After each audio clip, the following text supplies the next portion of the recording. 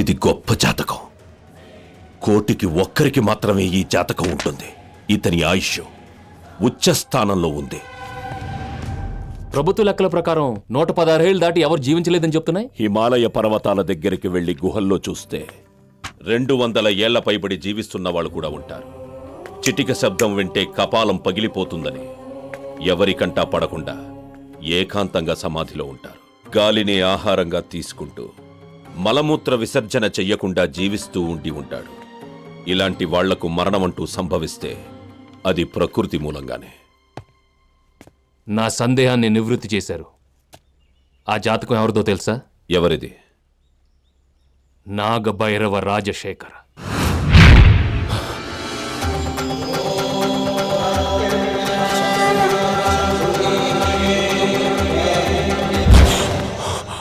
వాడిక్కడే ఎక్కడో ఉన్నాడు. ఇంకా సజీవంగానే ఉన్నాడు. వాడి కదలికలు తెలుస్తున్నాయి.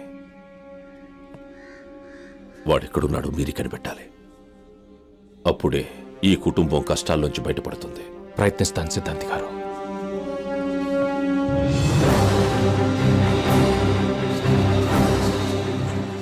ఆ రాజెక్కడున్నాడు మీరు కనిపెట్టండి. గాయత్రి శరీరంలో ఆవహించున్న చంద్రముఖిని నేను బయటికి తీస్తాను. అయ్యా, అదిగదిగో ఆ కొండ పైన కనపడుతుందే పాడుపడ్డ కోట. అక్కడే ఆయన ఉండేది. మా ఊళ్ళో వాళ్ళు ఎవరు అతన్ని చూసింది లేదు. అప్పుడప్పుడు ఏవో పెద్ద పెద్దగా కేకలు వినిపిస్తుంటాయి. అతను చూడటానికి మీ ఊళ్ళో వాళ్ళు ఎవరు ప్రయత్నించలేదా? 10 ఏళ్ల క్రితం పేపర్లో వార్తలు రాసిట ఆయన కోటలోకి వెళ్ళాడు, తిరిగి రాలేదు. అలాంటప్పుడు ఇంకెవరు వెళ్తారు చెప్పండి? నేను వెళ్ళటానికి ప్రయత్నిస్తాను. వెళ్తారా? వెళ్ళండి వెళ్ళండి వెళ్ళండి వెళ్ళండి వెళ్ళండి వెళ్ళండి వెళ్ళండి.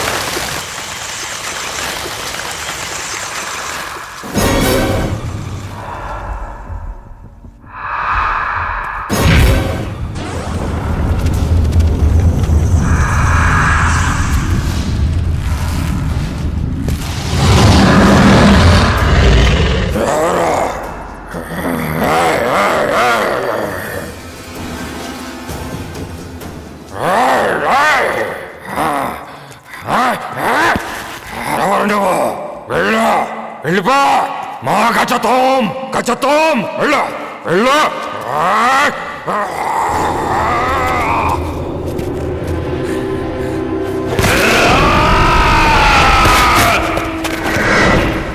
నా చేతిలో చావద్దు. ఎగిరే ఎగిరే.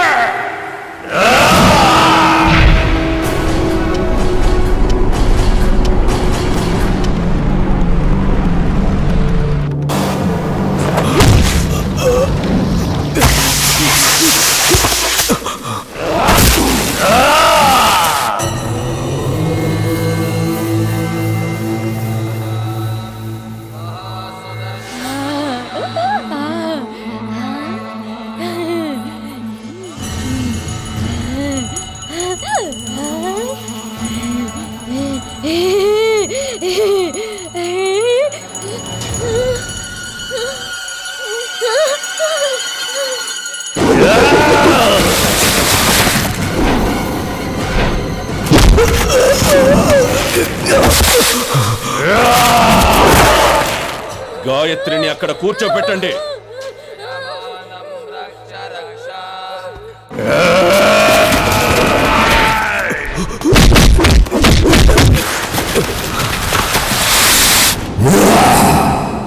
అలామత్ అలామత్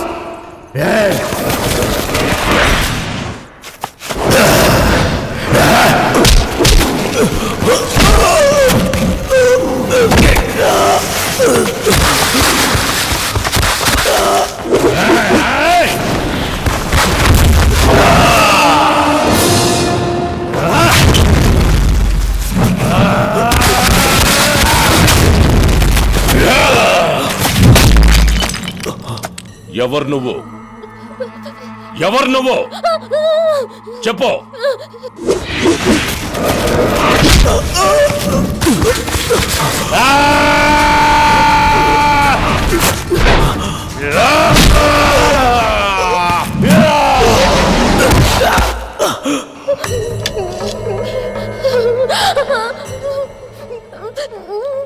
చెప్పు, నీ పేరేంటో చెప్పు. చెప్పు.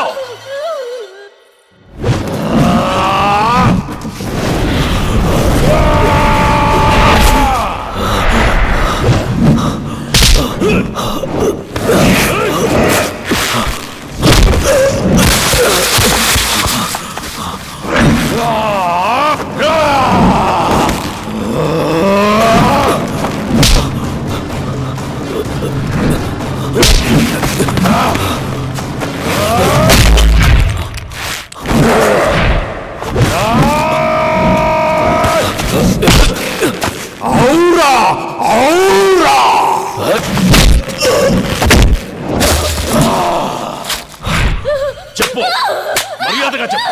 చెప్పు.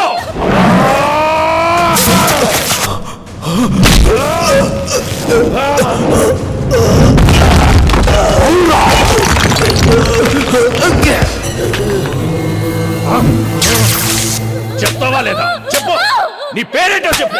చంద్రముఖి గాయత్రి.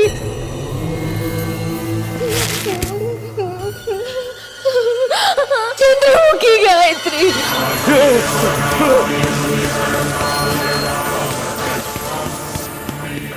గంగ ఇంట్లో ఈశ్వర్ గారికి నేనేది ఇవ్వలేదు, కానీ ఈ ఇంట్లో మీకు ఇది అవసరం అనిపిస్తోంది. ఇది దైవికమా యాదృచ్ఛికమా? ఈ అమ్మాయిని తీసుకెళ్లి గదిలో పెట్టి తాళం వేయండి.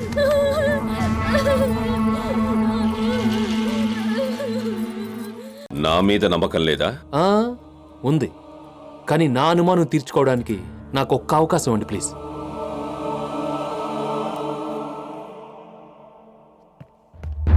సీను, నా కిట్ తీసుకురా. జీవితంలో ఇంతవరకు సుఖపడి ఎరగను. భవిష్యత్తులో యోగం ఉందో లేదో. డాక్టర్ విజయ్, ఒక్క మాట మాత్రం గుర్తుంచుకోండి. లోపలున్నది గాయత్రి కాదు, Chandramukhi.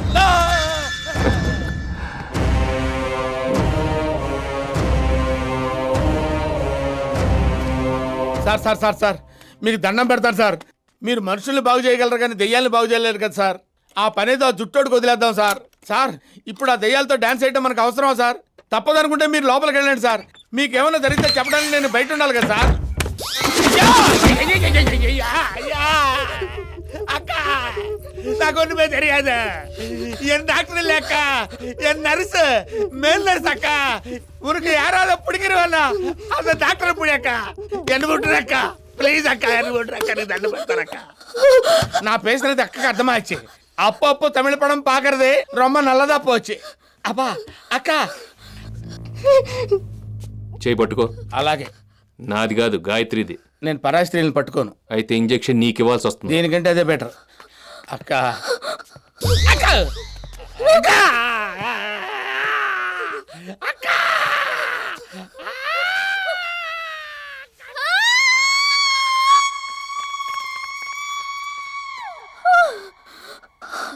Relax, relax. Yeah, slowly, slowly close your eyes. Now I'm talking to your subconscious mind. నేనిప్పుడు నిన్ను 10 ఏళ్ళు వెనక్కి తీసుకెళ్తున్నాను. నువ్వు శోభా నాట్య మండలిలో చేరావు. అక్కడ ఒక అతనితో నీకు పరిచయం ఏర్పడింది.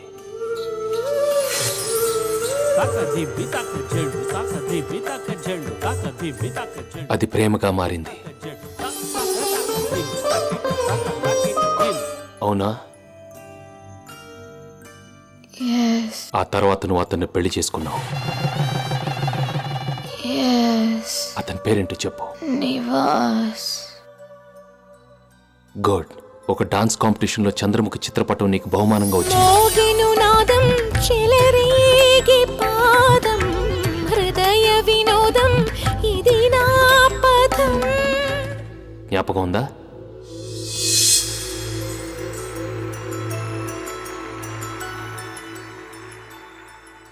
ఉంది. దాని తర్వాత ఏం జరిగింది? గురూజీ, ఇంత పెద్ద కాంపిటీషన్లో గెలిచిన మాకు ఒక సాధారణమైన చిత్రపటాన్ని బహుమతిగా ఇచ్చారు. దీనికి బదులుగా ఏ బంగారు పతకమో బిరుదో ఇవ్వచ్చుగా. ఈ చిత్రపటం గురించి నీకు తెలీదమ్మా. ఈమె పేరు చంద్రముఖి. నాట్యంలో నాగముద్ర అనే ఒక హస్తముద్రికనే సృష్టించిన ఓ గొప్ప నర్తకి.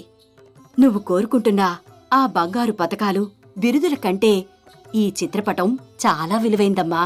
అయినా నువ్వాసిస్తున్న ఆ బిరుదులో నీ నాట్య గురువుగా నేనే నీకు ప్రదానం చేస్తాను. ఈ రోజు నుంచి నీ పేరు చంద్రముఖి గాయత్రి. చంద్రముఖి గాయత్రి. చంద్రముఖి గాయత్రి. చంద్రముఖి గాయత్రి. నువ్వు నీ భర్త ఆ పెయింటింగ్తో వెళ్తుంటే అతను ఒక లారీ వచ్చి గుద్దేసింది.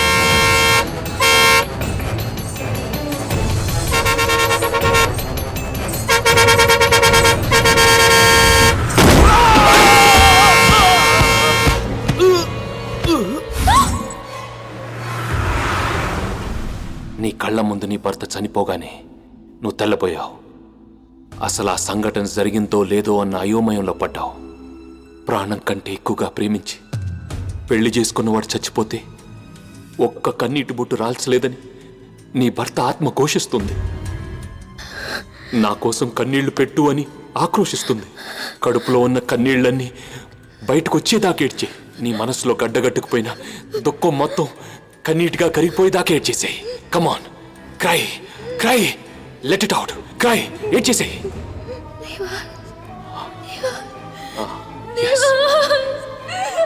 Yes, come on. Yeah.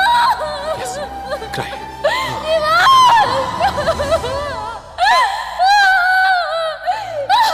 సిద్ధాంతి గారు అలా ఏడిపించారు. డాక్టర్ గారు ఇలా ఏడిపిస్తున్నారు. నా బిడ్డ నరకం అనుభవించడం నేను చూడలేకపోతున్నానండి.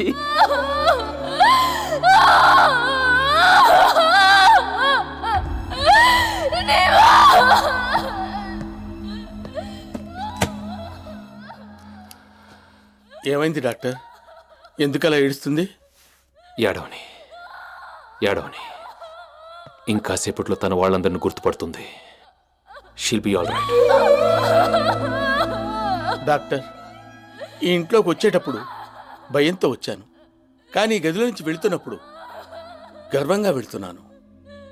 I feel proud of you. నేను మీ శిష్యుడైనందుకు చాలా గర్వపడుతున్నాను. Hats off sir.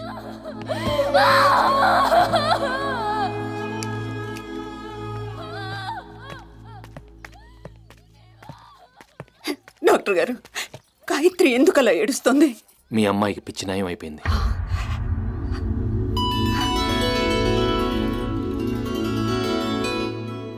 నిజంగానా డాక్టర్? వెళ్ళి చూడండి.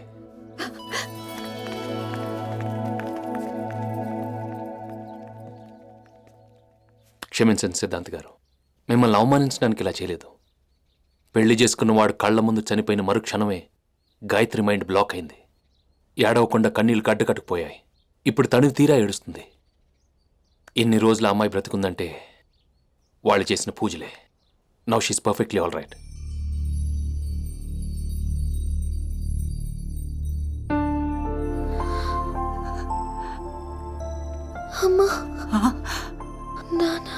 అమ్మా,